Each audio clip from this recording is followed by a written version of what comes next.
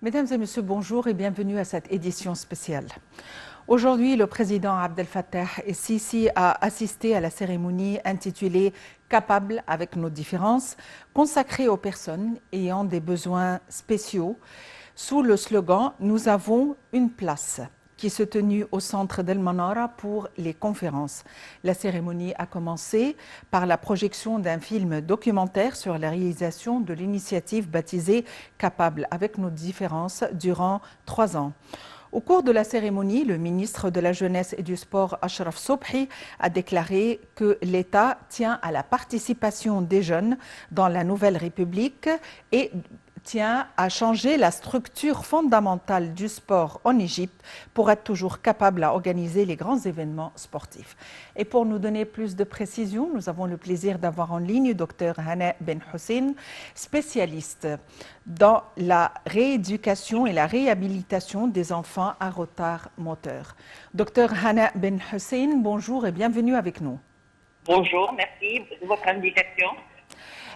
Docteur Hana Ben Hussein, les enfants à retard moteur, de quoi ont-ils besoin? C'est-à-dire quelles sont les infrastructures nécessaires et quels sont les soins nécessaires qui doivent leur être favorisés de manière à ce qu'ils puissent... Attribuer, oui.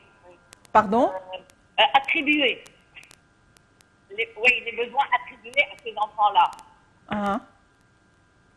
Oui, Allô, oui, les enfants ayant des besoins spéciaux ou les enfants à retard moteur.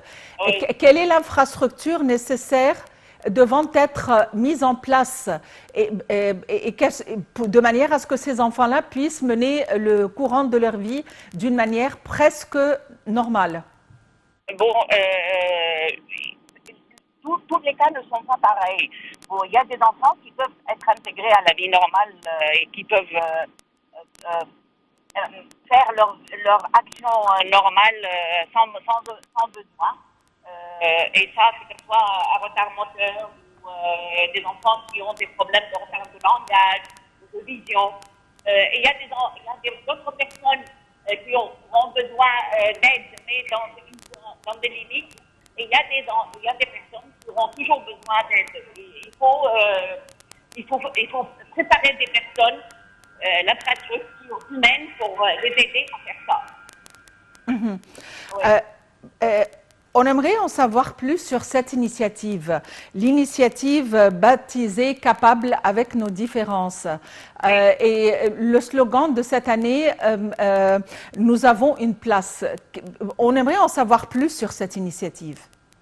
C'est une très bonne initiative qui sensibilise la société surtout, et les médecins, surtout les médecins pédiatres, et les neurologues, les neuropédiatres aussi, parce que bon, c'est ces personnes-là qui reçoivent les enfants au début. Et en principe, qui les dirigent vers les spécialistes, que ce soit de la rééducation, de l'orthophonie, de l'appareillage, etc. Et on a besoin de ces personnes-là qui soient sensibilisées et qui nous envoient des enfants très tôt. Parce que, surtout sur le plan de la rééducation motrice et de langage, d'orthophonie, on peut commencer très tôt. On peut commencer en 4 ou 6 mois pour la rééducation motrice et à 10 mois pour l'enfant qui a un retard de langage, qui a besoin d'être stimulé pour pouvoir parler après. Oui. Quels sont les défis majeurs qui s'opposent à ces enfants et à leurs familles? Le soutien moral d'abord, et puis les centres où il y a des personnages qui vraiment comprennent ce problème-là, parce que bon, ils ont besoin de routes qui les aident, ils ont besoin de médecins qui savent faire avec eux, ils ont besoin de rééducateurs qui leur parlent. Que moi, dans mon métier, par exemple, bon, j'ai un très grand problème. Bon, j'ai 70 ans, je travaille et je ne trouve personne pour m'aider avec la rééducation des enfants. Ils traitent ces enfants comme des appareils, des muscles et un squelette. Ce n'est pas un être humain qui a un problème. c'est ça le grand problème, c'est le personnel et quelques aussi appareillages. Oui, dans quelle mesure ces enfants sont capables d'être intégrés dans la société, dans les écoles et dans les clubs? S'ils ont une intelligence moyenne, ou bon, il y a des enfants qui sont super, vraiment. Et puis, il y a des enfants qui ne peuvent pas être intégrés. Et si on leur apprend à être indépendants, et puis qu'ils peuvent compter sur eux-mêmes, s'habiller, se laver, savoir compter l'argent, etc. Ça, c'est vraiment un grand apport et une grande victoire pour eux. Il y a des enfants qui peuvent être indépendants et qui peuvent leur vivre leur vie normalement. Mais ils sont une minorité. Est-ce qu'il y a une sensibilisation quelconque auprès de la communauté de manière à mieux accepter ces enfants et à savoir comment les traiter? J'espère que sur le plan de l'information, de la radio et de la télévision, qu'on fasse ça au niveau des journaux, etc. Parce qu'il n'y a pas suffisamment de sensibilité pour ça. Jusqu'à présent, il y a même des médecins qui, quand ils voient un enfant handicapé, ils disent oh, pas besoin de le faire, pourquoi? Il va mourir dans quelques années, pourquoi l'aider? Et puis il y a des personnes aussi qui s'exclament ou bien qui ne veulent pas que leurs enfants jouent avec des enfants handicapés. Je crois aussi que les personnes qui travaillent avec ces enfants-là ou ces personnes-là doivent aussi sensibiliser leur famille à accepter et à comprendre que ces enfants-là, ils ont des besoins et que n'importe qui de nous peut avoir ce problème-là. Oui.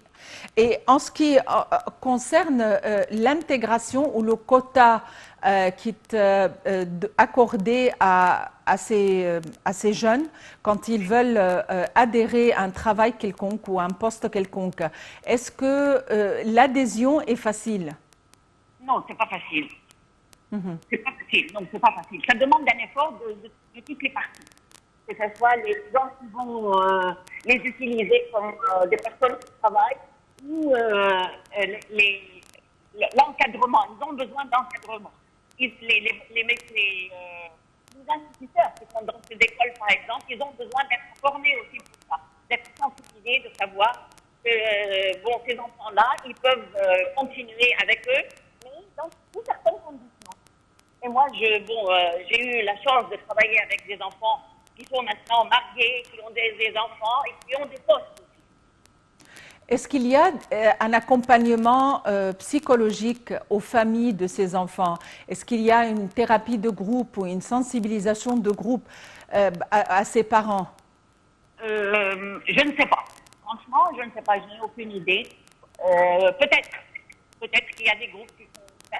Mais c'est limité aussi. C'est pas assez grand. C'est pas à grande envergure, malheureusement. Oui.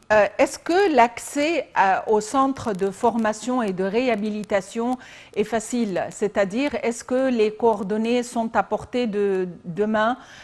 Car toutes les tranches sociales n'ont pas forcément accès à ces connaissances ou n'ont pas d'accès à l'Internet ou autre. Donc, est-ce qu'il y a un moyen de leur faire parvenir ces coordonnées? Je crois que la sensibilisation, moi j'ai proposé qu'on arrête, de construire des mosquées et des églises ou faire des centres. Parce que travailler avec ces enfants-là, ça aide à se rapprocher du bon Dieu, du Seigneur. Ça serait bien de faire dans chaque grand quartier un centre de formation et de réhabilitation pour ces enfants-là. Et en ce qui concerne la formation des formateurs, dans quelle mesure l'État se charge de la formation de spécialistes pour la réhabilitation de ces enfants?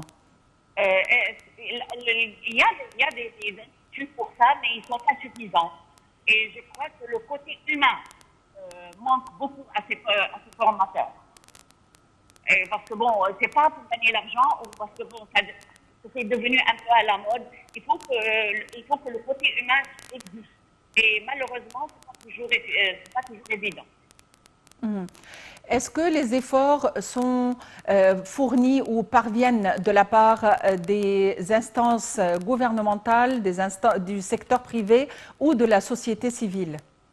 Il faut que les trois prennent en charge ça. Ils ont besoin de... Parce que le problème est très grand. Et une seule main n'applaudit pas toute seule. Docteur Hana Ben Hussein, vous êtes spécialiste de réhabilitation et de rééducation des enfants à retard moteur. Je vous remercie pour votre intervention. Je vous répète que le chef de l'État, le président Abdel Fattah el-Sisi, a assisté ce matin à la cérémonie intitulée « Capable avec nos différences », consacrée aux personnes ayant des besoins spécifiques sous le slogan « Nous avons une place » qui s'est tenue au centre d'El Manara pour les conférences. La cérémonie a commencé par la projection d'un film documentaire sur les réalisations de l'initiative baptisée « Capable avec nos